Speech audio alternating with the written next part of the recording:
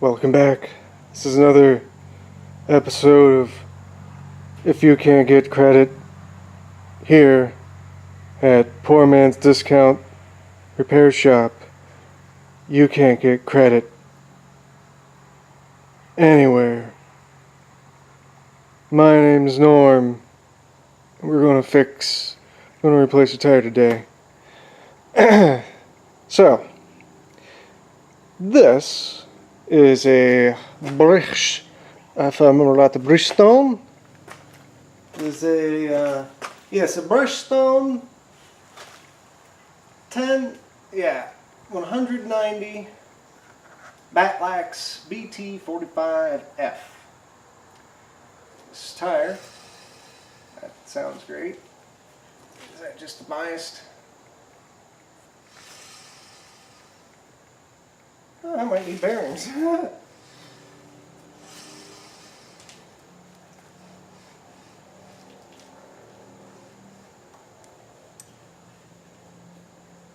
if I need bearings or if that is just I think this is caliper rub. Man, those are dirty. Man, need to put my gloves on. But this has been on here for too long already. As you can see, we've already wore through and it's starting to wear funny. It's time to go. So, if you're like me and you find yourself in the same situation of having a T100 that did not ship with a center stand, you have to look forward to getting a jack, like one of those. They've got ratchet strap points, they've got a whole bunch of stuff for security provisions, yada yada. Use it responsibly, they're pretty safe. I should go get my ratchet straps. But we are going to change this front tire to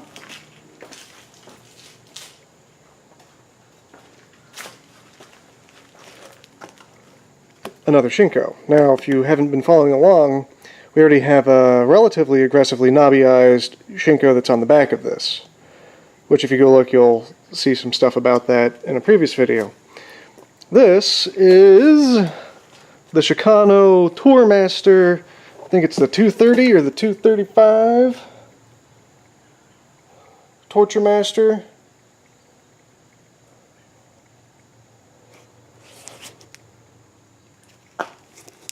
With free stink bug. 'Tis the season. Yeah, it's the Tourmaster. I think it's marked down as a 230. Key points being, it is matched to the correct profile and width, which is 100 width, 90 profile, 19 for the front. It's marked as a 57V. If I remember right, this is the 230 Tourmaster. As you can see, just came today. Features a beautiful date code, 8th week of 2017. So, yeah. Let me finish stripping off all the other crap that's identifying that I wasn't paying attention to. Probably need to blur that.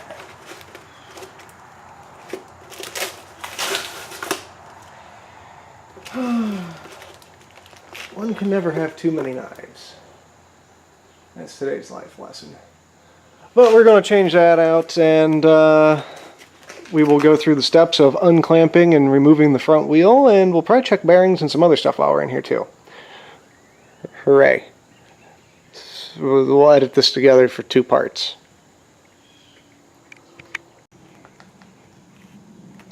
Now, personally, I'm not too much of a bigot when it comes to parts. This is the cheapest and probably one of the better tubes for the money. If you're a little bit cash conscious, but you still have dealt with quality over the years, the secret that was confirmed to me by the guys in at the shop, because I went in and picked this up today, this is standard tube. These are actually IRC tubes. You can get these cheaper through Parts Unlimited than you can buying them labeled as IRCs. It's literally down to branding and what's in the box, which is unbelievable. I'm used to paying closer to like 20 bucks for a boxed IRC inner tube. This was literally 12 bucks and change. Same tube. No difference. Same freaking tube. In fact, Made in Thailand, that's one of the minor differences. These used to be made in Japan, but what are you going to do? You know? I wonder if these have date codes. We will go into some of the finer details. Oh, it comes with stuff. Paperwork. Everybody needs paperwork. What is this stuff? Never seen this packaged before, but that's new. Standard IRC, rubber band. IRCs usually are banded with blue, conveniently marked on the sidewall what the size and profile is that they're meant to fit. You can see the standard nozzle. We've got either serial number or date code.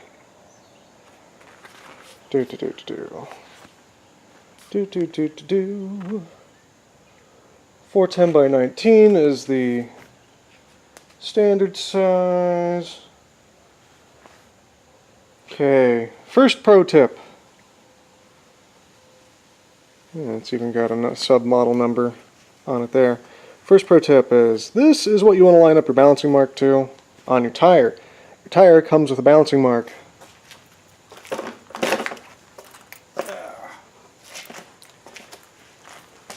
If one is to look at one's tire, you will see that you've got your depth checking paint for alignment. And then, usually around your tire, you'll have your balance mark. This is your mark that you want to line up with your inner tube if you're inner tubing, or line it up with where your nipple is for your inflator. The thing. That's what you want to line it up with. This is one of the better spots for balance points. So if you want to get close to being balanced without doing a bunch of work, this will usually get you really close. Guess what we're not doing today? We're not balancing a tire. I usually have pretty good luck. We'll see how it is when it goes on. Worst case, I'll have to take it back off and go buy some clip-ons and clampy it. Yeah, you know. Back to this. We're going to go through next step. We'll be figuring out what tools we need, which there's a clamp on this side and a nut on the other side. We'll get the measurements for both, and we'll be back.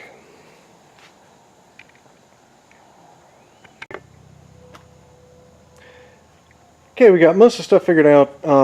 If you haven't already sort of figured this out, you're going to want gloves, safety glasses, inner tube, obviously a tire, probably some grease, a 19mm to fit on the axle, and I think it's a 24mm to take the nut off on the other side. That's what this is right here. 24mm wrench. Should be the same size as the axle nut that's on the rear. You're going to want tire spoons or tire irons. Call them as you see them, whatever you want to call them. I recommend usually at least a set, if not two sets, to make it easier sometimes. This can get pretty extreme when you have to break the bead on the tires, just as an FYI.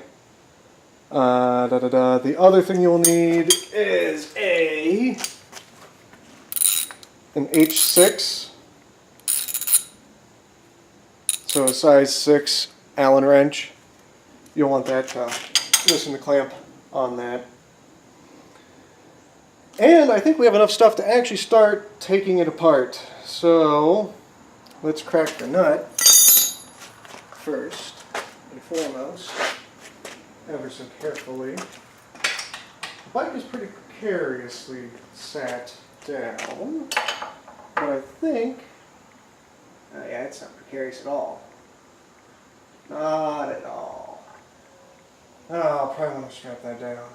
It sucks. Or drop it back to the ground and let it on the side stand. The other possibility. But yeah, need to crack this nut, then loosen this. Should be able to pull, or that thread's out. That's why it's usually got a thing on the end. And then you'll be able to drop the tire out after you pull the axle. And then we'll get to the actual good bits. We'll be right back. So I've settled for optimizing the process a little bit. 24mm impact, we're just going to use it to take it off. That's it. Should be safer, marginally safer, they said. Should just marginally chowder the pink, they said.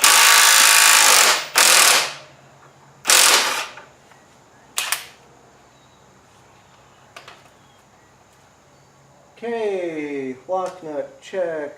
Washer, check. Threaded stuff, check. I did take a little bit of black paint off. Oh well, the bike has seen some stuff, you know. It's been through some. We'll add it to it.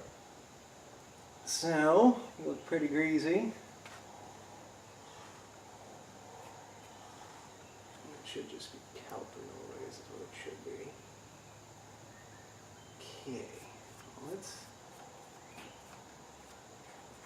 get past this point and look at the other side. So we need to unclamp it. This is what we need this for.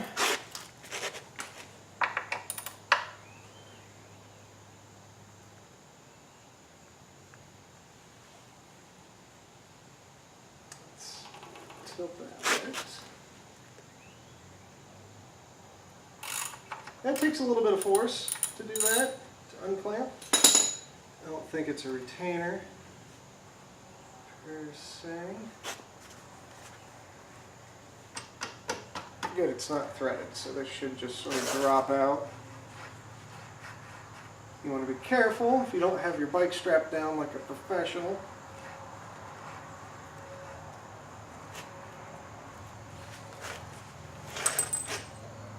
There's the washer. Should be able to just twist that. Doesn't feel like a retaining pin.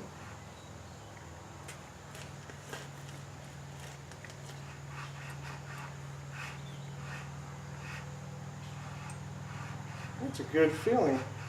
I might have a bent axle. That'd be unfortunate. It might be bent. As long as it's bent correctly, you know.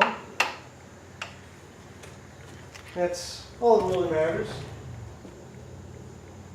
Where's my rubber mallet? Rubber mallet. Covered in cheese.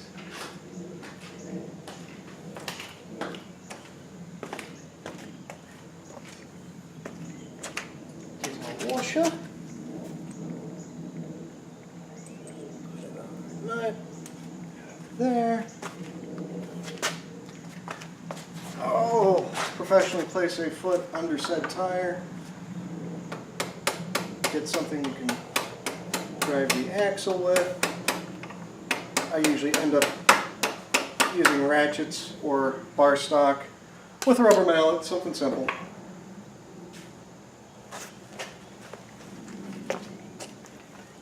Yeah, it should be pretty smooth sailing after that point.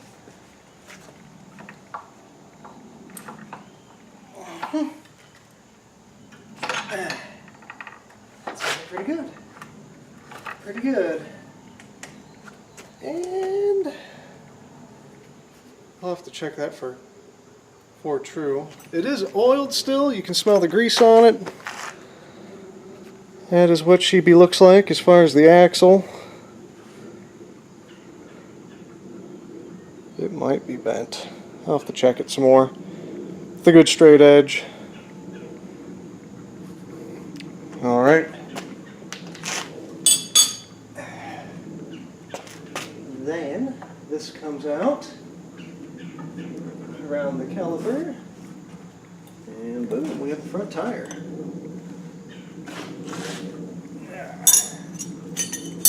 Go get some wood.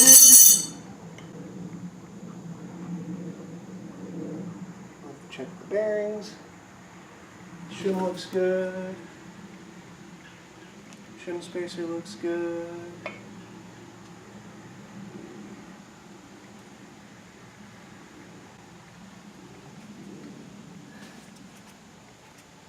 And let's deflate it. Get some wood, deflate this, and we'll get ready to take her apart. Hooray. The other thing you're going to want is a the needle valve removal tool. Easier for deflatering.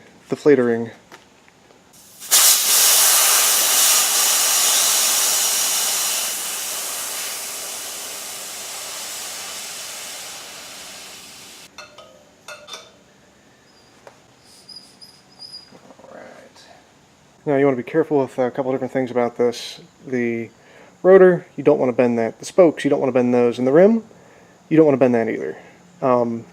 So yeah, you'll want the valve stem removal tool and some soap once we get further along, and of course your replacement inner tube if, depending on how old it is, yada yada, that you got going on and what you're comfortable with. Usually recommended, you buy a tire, you buy a tube. And usually have a spare one in case you puncture the one that you go to install.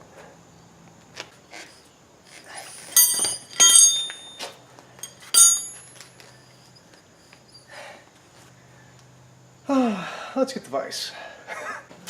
Now, in really extreme situations, you can cut these off.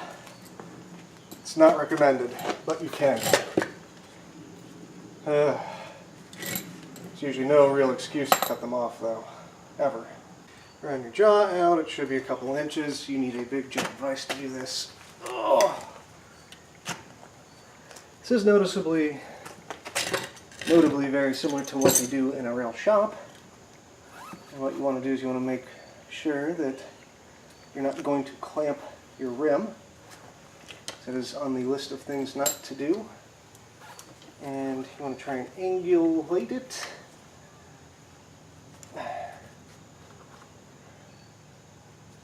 To be tangent to the rim. You want to line it up mostly with the saddle of the vise, and the jaw will come in where it needs to go roughly. And this literally just barely works. Ugly horror fright crap vise. Notably not the vise. The vise is one of the better things.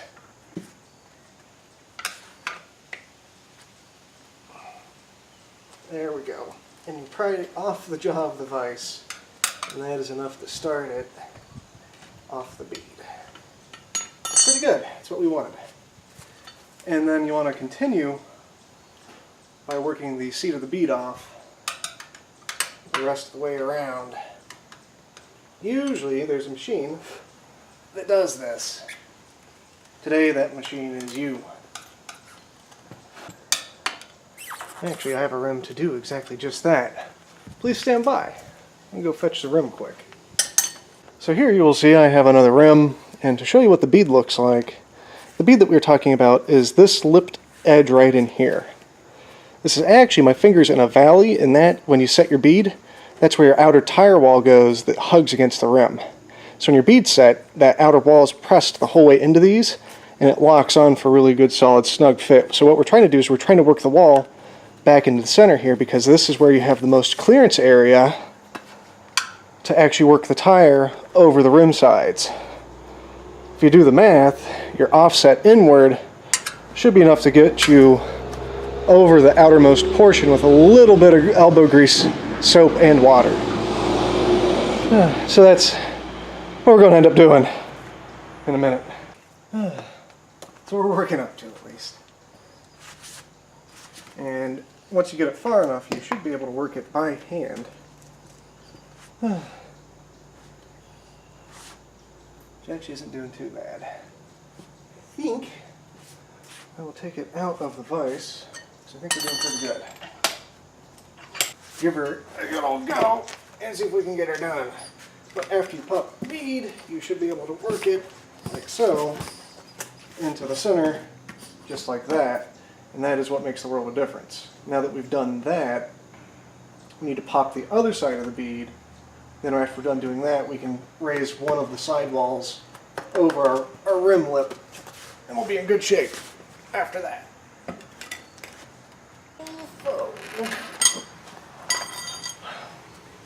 well, we might just try and clamp this. We'll resume this.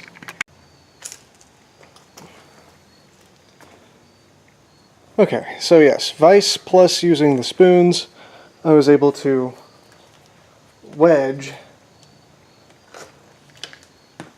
Easy there, getting away from me. I was able to wedge the spoon against the vise to work the tire out of the bead.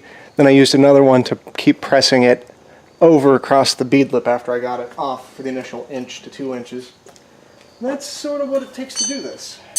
And that was clamped the whole way down about 2/3 of an inch.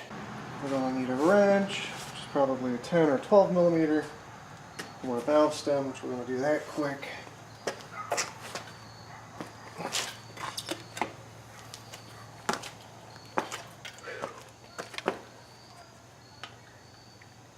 That's a 12.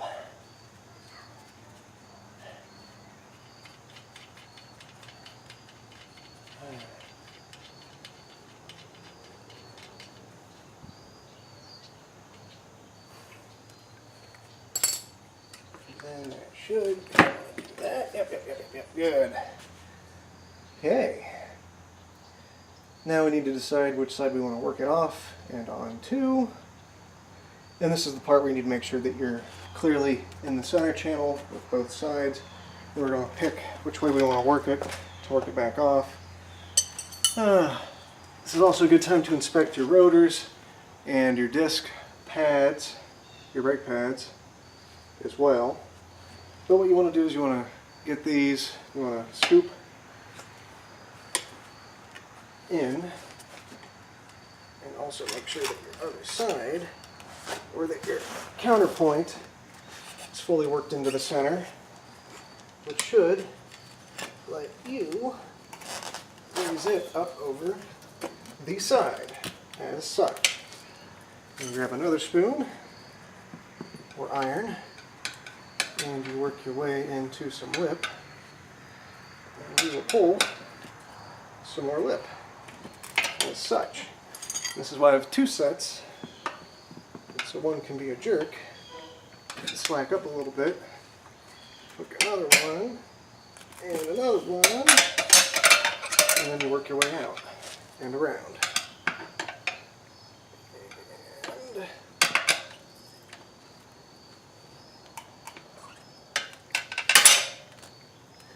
one just proceeds and continues. So you have a whole side the whole way over the lip. This almost makes it look easy. It's called years of practice.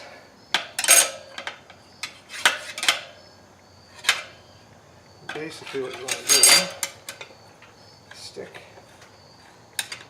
that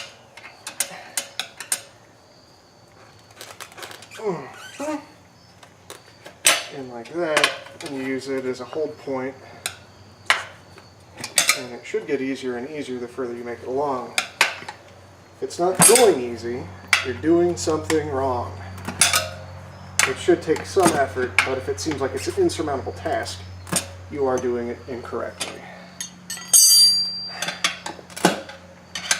Also pay attention, your tires will have an area that indicates the direction of rotation. That is important. Okay. Now, this is the phase in which we will probably remove our inner tube.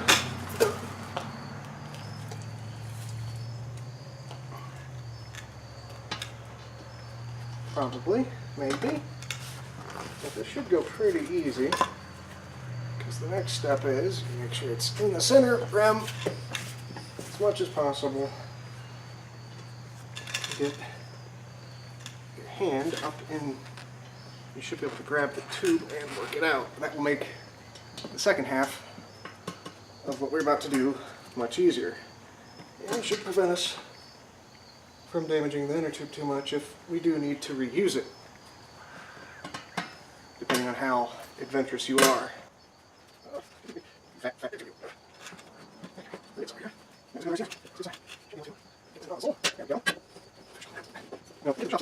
To put your bugs on your face. to put baby powder on your inner tube. That was their big pro tip for the day. And after you get that far, what you want to do is you want to get your tire lined up on the center, and it should be as easy as pulling it. Because usually, once you get this far, you shouldn't need them, but if you do, you can. It should be pretty easy to get it up and over. Hopefully you're taking notes. But you want to make sure that this whole wall is in the center guard. Then you can get your spoon and pry it like so. And you should be able to get it to fully go up over the edge. This is usually the annoying part of trying to help it. But usually after you get it so far, it should just sort of come off. A little bit of elbow grease and flexibility.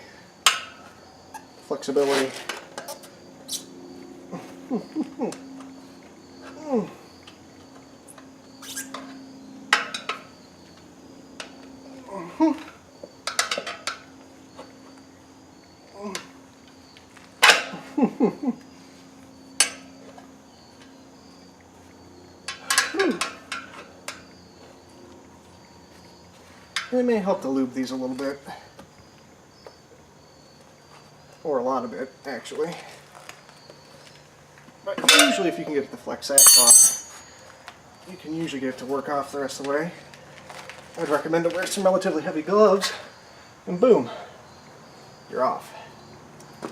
And then, put that on there. Now I just have to reverse it. Hooray. Need a break.